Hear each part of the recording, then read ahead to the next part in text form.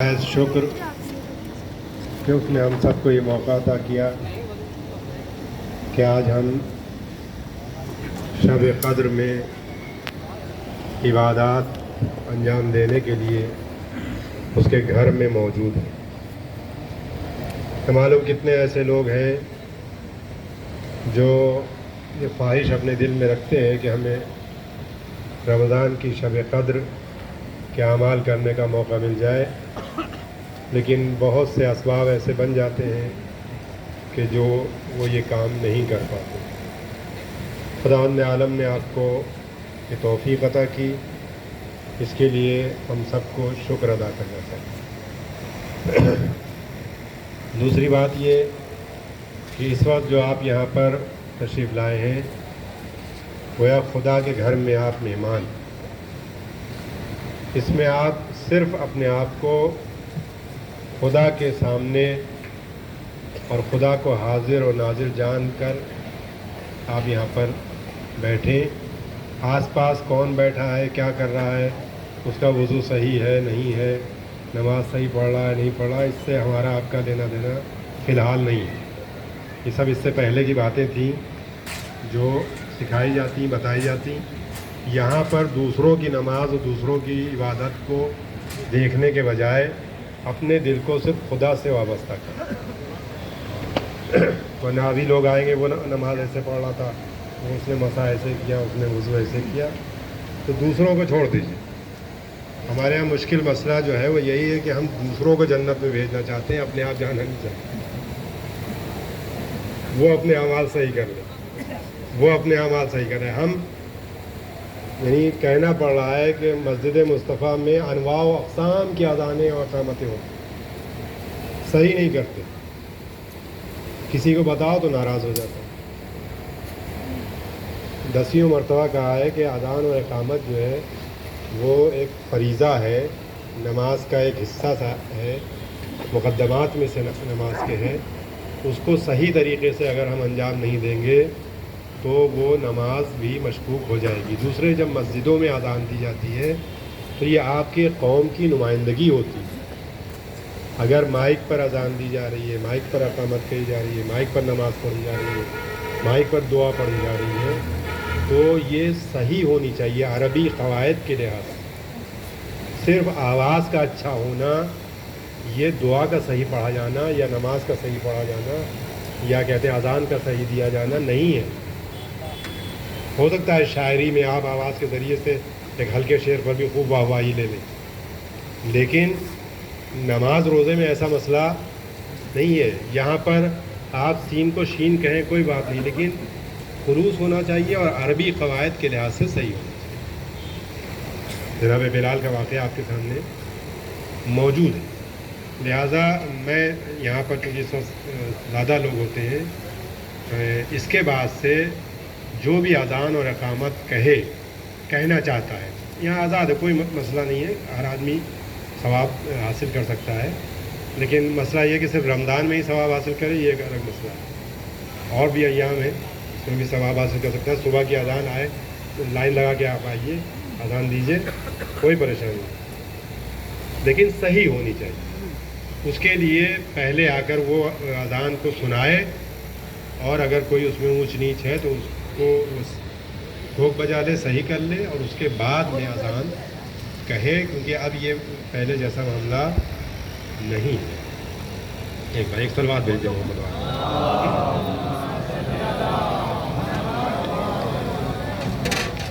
دوسری بات یہ ہے کہ آپ لوگوں کا بہت بہت شکریہ کہ آپ لوگوں نے تعاون کیا، آپ لوگوں نے کہتے ہیں ہر طریقے سے اس مسجد کی تعمیر میں حصہ لیا۔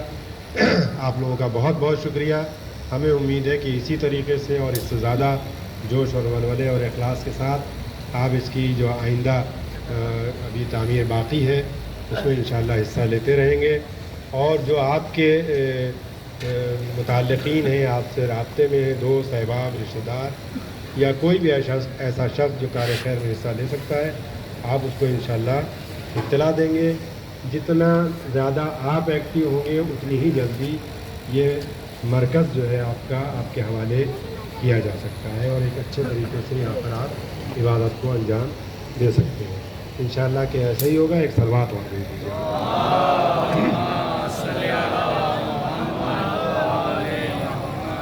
इसके बाद जो लोग इबादत कर रहे हैं, कुछ लोग इंतज़ाम में लगे हुए हैं, आपके चाय के इंतज़ाम में, आपके फ़र्श के इंतज़ाम में, आपके खाने पीने के इंतज़ाम में, वो इस वक्त अमाल अंजाम नहीं दे सकते। हमारा आपका फ़रीज़ा है कि दुआओं में उनको याद रखें। उनका हमारे ऊपर एहसान है तो हमें उनको दुआएं में रखें। अलबत्ता उनको अमाल से ज़्यादा सवाब मिलेगा। रोज़ क़यामत आप देखेंगे जो खिदमत कर रहे हैं और ख़िदमत करने की वजह से अमाल अंजाम नहीं दे पा रहे हैं, उनको अमाल करने वालों से ज़्यादा सवाब मिलेगा। लेकिन उसके बाद भी हमारा इंसानी और अखलाकी फ़रीज़ा ये है कि हम उन लोगों को अपनी दुआओं में शामिल रखें और उनके लिए भी हम दुआ करें। अभी इधर भी जगह है, आप लोग आगे आ सकते हैं। ये एक मसला है, इनको दुआओं में याद रखें। इसके बाद जो सबसे अहम मसला है जो आपके सामने पेश करना चाहता हूँ वो ये है कि कुरान में इरशाद हो रहा है बिस्मिल्लाहिर्रहमानिर्रहीम, इन्ना अंज़लनाहु फ़ी लैलतिल क़द्र वमा अदराका मा लैलतुल क़द्र। हमने कुरान को शब क़द्र में नाजिल किया है और तुम दर्क नहीं कर सकते कि शब क़द्र क्या है, तुम क्या जानो कि शब क़द्र क्या है। ये मसला ये जो जुमला है कुरान मजीद का, ये जो आयत है, ये हमें शब क़द्र को दर्क करने के लिए, कोशिश करने के लिए कह रहे हैं। हम शब क़द्र में आमाल अंजाम देते हैं, लेकिन शब क़द्र क्या है उसको समझने का हौसला हमारे अंदर नहीं है। ये बहुत अहम है। इस शब की जो क़द्र है वो 1000 महीनों के आमाल से ज़्यादा है। अब आप समझ सकते हैं, ये हमारे समझाने के लिए ये भी चीज़ जो बयान की गई है, क्योंकि हमारा जहन एक महदूद हद तक किसी चीज़ को समझ सकता है। उस महदूदियत को मद्देनज़र रखते हुए खुदावंद आलम ने ये इरशाद फरमाया है कि वमा अदराका मा लैलतुल क़द्र लैलतुल क़द्र खैरुम मिन अल्फ़ि शहर। 1000 महीनों से ज़्यादा। अब वो कितना ज़्यादा है, ये खुदा ने हमारे जहन को मद्देनज़र रखते हुए, क्योंकि वो खालिक है, उसने उस राज को छिपा रखा है कि कितना ज़्यादा है। 1000 महीने से ज़्यादा इसकी फजीलत है। तो इसकी फजीलत ये नहीं है कि हम ज़्यादा नमाज़ें पढ़ लें, ज़्यादा दुआएं कर लें, ज़्यादा मुनाजात कर लें, नहीं। इस रात को समझने के बाद हमारी ज़िंदगी में तब्दीली आनी चाहिए। अगर हमारे अंदर कोई गलती, खामी है, कोई कमी है, किसी गलत रास्ते पर हम हैं, अगर हम फ़र्ज़ कीजिए वाजिबात को खुदा न खास्ता अंजाम नहीं दे पा रहे हैं पूरे तरीके से, हज की शब को मद्देनज़र रखते हुए हमें कम से कम वाजिबात की पाबंदी करनी चाहिए।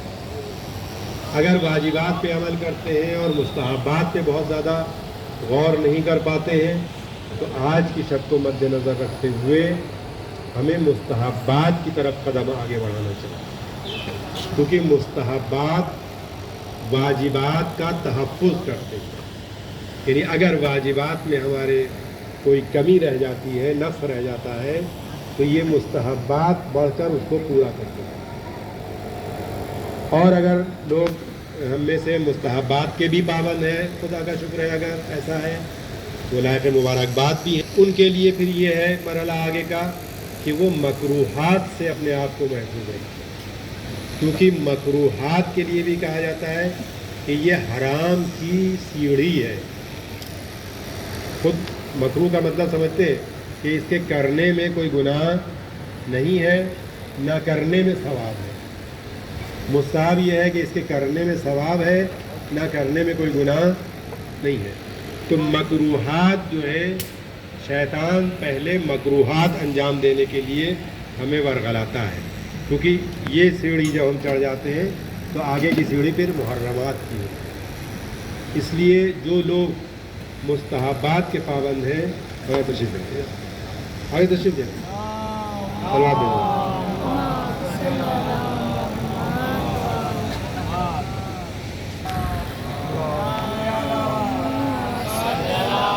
मोहम्मद تو میں عرض کر رہا تھا کہ جو لوگ مستحبات پہ عمل پیرا ہیں انہیں چاہیے کہ وہ مکروہات سے پرہیز کریں تاکہ اور زیادہ بلندی پر پہنچے۔ اور میں بارہا عرض کر چکا ہوں آپ کی خدمت میں کہ اسلام کی نظر میں بلندی پر پہنچنا یہ نہیں ہے کہ ہمارے بینک بیلنس میں اضافہ ہو جائے، یا ہمارے اگر 4 فلیٹ ہے تو 6 ہو جائیں، اگر ہمارے پاس 1 گھر ہے تو 2 ہو جائیں، 1 گاڑی ہے تو 5 ہو جائیں۔ نہیں، یہ معیار نہیں ہے۔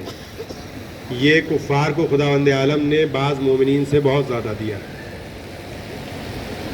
ہمارے ہاں بلندی درجات کا معیار مادی چیزیں نہیں ہیں۔ پھر کیا ہے ہمارے ہاں؟ ہمارے ہاں جو معیار ہے وہ سکون قلب ہے، اطمینان قلب ہے۔ الا بذکر اللہ تطمئن القلوب، آگاہ ہو جاؤ کہ ذکر خدا سے انسان کے دل کو سکون ملتا ہے، اطمینان ملتا ہے۔ یہ سکون جس کو جتنا جتنا حاصل ہوتا جائے وہ سمجھ لے کہ وہ بلندی پر ہے، اللہ کی طرف بڑھ رہا ہے۔ اور اس کا اندازہ کیسے لگے گا؟ اس کا اندازہ ایسے لگے گا کہ جو آپ کار خیر کرتے ہیں اس میں آپ کو خوشی محسوس ہو، اور خدا نخواستہ کوئی اگر غلط کام سرزد ہو گیا ہے تو آپ کا دل رنجورہ خاطر ہو، ملول ہو، میں نے کیوں کیا ایسا، مجھے نہیں کرنا چاہیے تھا ایسا۔ اگر یہ چیز شدت سے آپ کے دل کو آوازیں اس میں سے آ رہی ہیں دل میں، تو سمجھ لیجئے کہ آپ پر خدا کی رحمت ہے۔ اور اگر کوئی غلط کام کرنے کے بعد یہ سوچے ارے ہم سے بھی بڑے بڑے پتہ نہیں کتنے پڑھے ہیں، ہم ہی جنت میں نہیں جائیں گے تو کون جنت میں جائے گا، اس نے یہ کیا، اس نے یہ کیا۔ دوسرے کے اعمال کو ہم اپنے اعمال کی تصحیح یا کمی کو پورا کرنے کے لیے اس کو معیار بناتے ہیں۔ یہ معیار غلط ہے۔ ہمیں اپنے قلب میں دیکھنا چاہیے کہ ہمیں اچھے کام سے خوشی محسوس ہو رہی ہے، یا یہ کہیں کہ یار آج مولانا نے کہا تھا، میں نے یار 10,000 انہیں دے دیا، اب بتاؤ بلا وجہ کیا ہے۔ مسجد تو بن ہی جاتی، کوئی نہ کوئی بنوا ہی دیتا، اب گھر میں افسوس کر رہے ہیں۔ یہ اس کا مطلب یہ ہے کہ ابھی آپ اللہ کی طرف نہیں جا رہے ہیں۔ یہ آپ نے مولانا کی وجہ سے دیا تھا، یا جو 4 دوست کھڑے تھے ان کی وجہ سے دیا تھا، انہوں نے کہہ دیا تھا، تو اس کا کوئی فائدہ نہیں ہے، میری بھی ذمہ داری نہیں ہے۔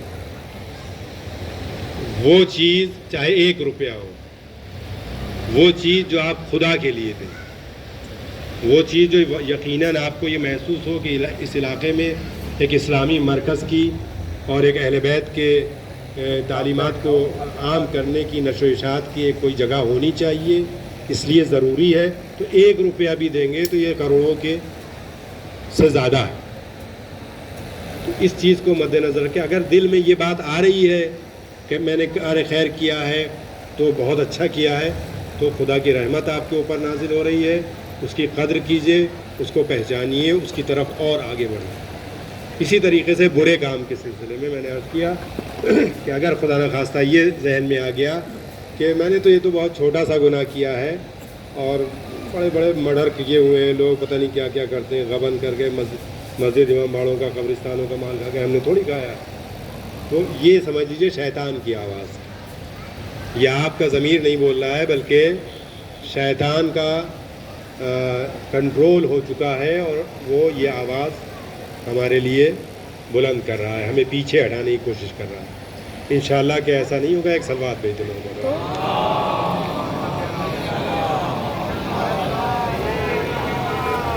اس کے بعد میں جو بات عرض کرنی ہے وہ یہ کہ رمضان میں آپ افطار کرتے ہیں، بہت دوسروں کے یہاں گھروں پر بھی بیچتے ہیں۔ کچھ ایسے لوگ بھی ہیں ہمارے سماج میں، ہمارے معاشرے میں، جو ہمارے آپ کے افطار کرنے کے بعد بھی روزہ رکھتے ہیں، یعنی ان کے پاس اس کے بعد کچھ کھانے پینے کو نہیں ہے۔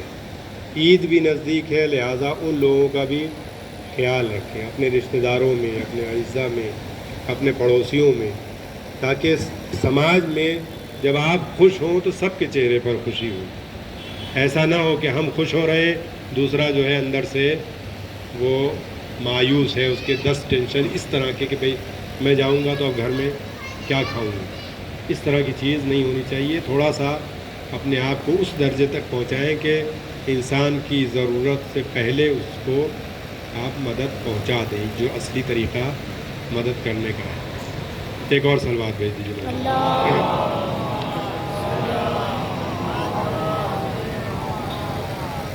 آخری باتوں میں سے ایک بات یہ بھی ہے کہ سوشل میڈیا پر اس وقت دشمن بہت زیادہ فعال اور ایکٹیو ہے.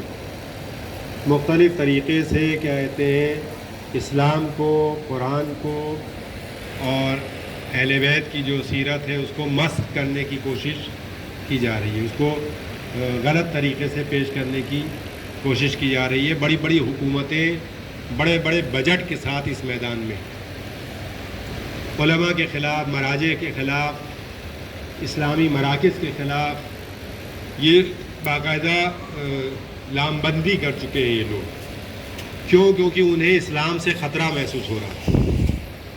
یہ ساری چیزیں اس وجہ سے ہیں کیونکہ انہیں اسلام سے خطرہ محسوس ہو رہا ہے اور وہ چاہتے ہیں کہ ایسا نہ ہو کہ اسلام ہم پر غالب آ جائے.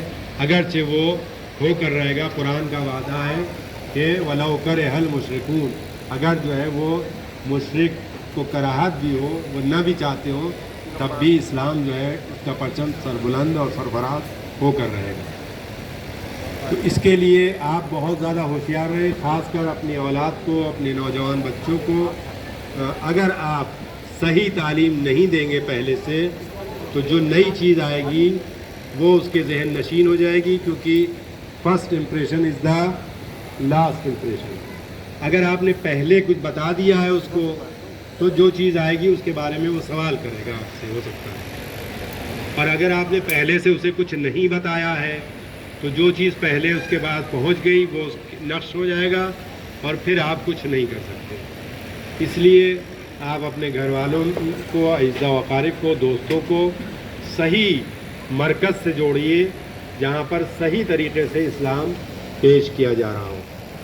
اور اگر ایسا نہیں ہوا تو پھر آئندہ نسل ہمارے اختیار میں نہیں رہے گی، یعنی ہمارے سے مراد اسلام کے اختیار میں نہیں رہے گی. کیونکہ دوسری طرف سے بہت سی لالچیں دی جا رہی ہیں، بہت سے کہتے ہیں ان کے لیے پلاننگ کی گئی ہے، ہر طرح سے ان کو پھنسانے کی کوشش کی گئی ہے.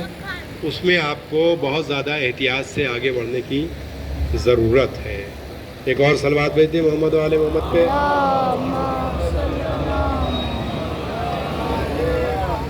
آخری بات یہ کہ جو ہم پہلے بھی شبوں میں عرض کر چکے ہیں کہ یہ رات امام زمانہ جل اللہ تعالیٰ عنہ شریف سے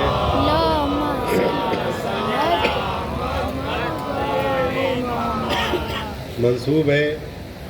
خداوند عالم نے کہا ہے کہ آج کی شب ان کے پاس ملائکہ نازل ہوں گے، لوگوں کا نصیب لکھنے کا سلسلہ شروع ہوگا اور آئندہ سال کے لیے ان کا مقدر آج معین ہوگا.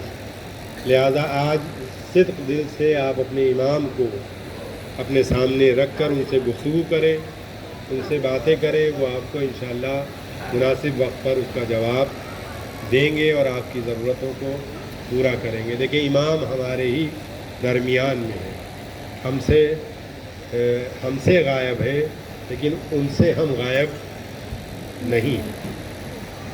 اور یہ وجہ جو ہے میں نے پہلے بھی شاید عرض کیا، وہ اس طرح سے ہے کہ جیسے کوئی بچہ باپ کا ہاتھ پکڑ کر کسی بازار میں نمائش میں گیا ہو اور اس کے بعد میں وہ باپ لے جا رہا ہو کسی اچھی جگہ پر، وہاں پر جو خاص چیز ہے وہ دکھانے کے لیے یا وہ خریدنے کے لیے، اور یہ بچہ بیچ میں ہی کوئی غبارہ کوئی دوسری چیز دیکھ کر ہاتھ چھڑا کر بھاگ لیا ہو اور پھر کچھ دور جا کر وہ دیکھے کہ ہمارے باپ جو ہے وہ غائب ہو گئے.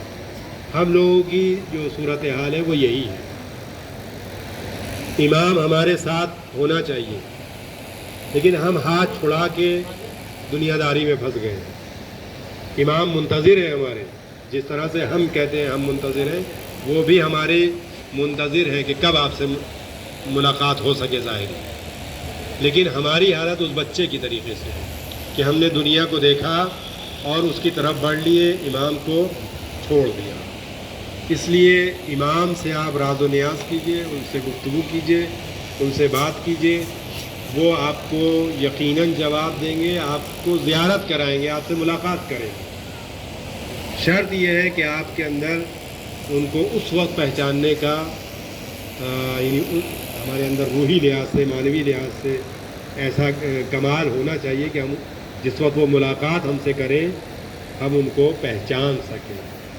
یہ بہت اہم ہے، اگر اس طریقے سے آپ دعا مانگیں گے تو یقیناً قبول ہوگی، کیونکہ امام جو آئیں گے تو ان کا ایک جو اصلی مقصد ہوگا وہ تو عدل اور انصاف کی حکومت کا قیام ہوگا، اور عدل و انصاف کی حکومت کے قیام کے نتیجے میں وہ ظالمین سے انتقام بھی لیں گے۔ اور سب سے بڑا جو ظلم تاریخ میں ہوا ہے وہ اہل بیت علیہ السلام پر کربلا کے میدان میں ہوا۔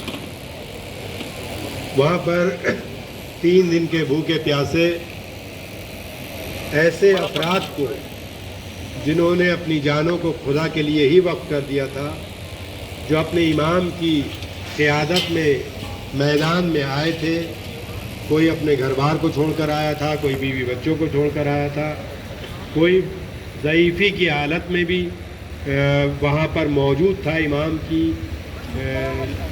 آواز پر لبیک کہنے کے لیے۔ تو اس کربلا کے میدان میں جو ظلم ہوا ہے اس کا بھی انتقام امام لیں گے، لہذا ہمیں امام کو اپنے سامنے حاضر و ناظر سمجھنا چاہیے خدا کے ساتھ ساتھ، کیونکہ اس وقت کا نظام ان کے ہاتھ ہے اور انہی کے ذریعے ہمیں نجات ملنی ہے۔ خدا سے اس دعا کے ساتھ کہ پروردگارہ امام کے ظہور میں تعجیل فرمائے اور ہم کو ان کے اعوان و انصار میں شمار کرے۔ ہم دعا میں مشغول ہوتے ہیں، صلوات دیجیے۔